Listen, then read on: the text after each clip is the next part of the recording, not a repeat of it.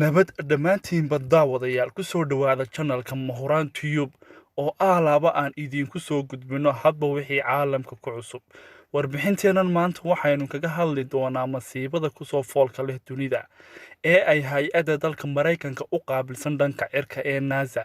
ay sheegtay inuu dhagax ballaciisu dhan yahay 4 kiiloomitir xawaaraha ku socdaana yahay 32 kiiloomitir oo ku soo fool leeyahay dhulka iyada oo kaliya ay saadaal la sameeyay tahay isla markaana aan xaqiiqo la hubo loo qaadan karin. dhagaxan ayaa la sheegay inuu dhulka aad ugu soo dhawaan doono taariikhdu marka ay tahay 29 Abriil ee sanadkan aynu ku jirno ee 2020 isla markaana sida ay sheegtay hay'addu uu dhibaato laxaad u geysan doono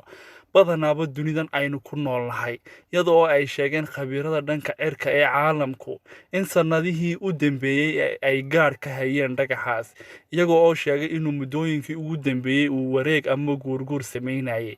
isaga oo aan meel qudhaato loogu soo hagaagin oo hadba dhinac u guurguurayay haba u sii badnaadan labadii sano ee u dambeeyay ee 2018 iyo 2019 isaga oo waqtigaas ugu dambeysay ee uu guuray uu u jiray dhulka in ka badan 5 milyan oo mayl isla markaana ay khubaradu ogaadeen inuu qiyaas ahaan ku soo beegan yahay sanadkan 2020 waxaana qaar ka mid ah saynisyahanada dunidu ay sheegeen inuu yahay xidig ka mid ah xidigaha cirka iyaga oo ku sababeeyay guurguuritaanka iyo warwareegga uu sameynayo waxaana sheegeen inaanu ahayn hal dhagax amaba hal xidig ee ay yihiin malaayiin xidiga ah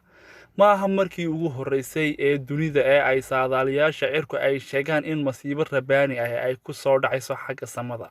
laakiin saadaashaasi ay rumoobi weyday isla markaana wax xaqiiqo ah la arki waayay maadaama aynu inagu nahay dad muslim ah oo aaminsan qadarta eebbe isla markaana og wixii maqan ee dhici doona inuu ilaahay subxaanahu wa tacaala keligii og yahay haddana waxa waajib ah in aynu ka warhayno hadba wixii dunidan aynu ku dul noolnahay ka dhacaya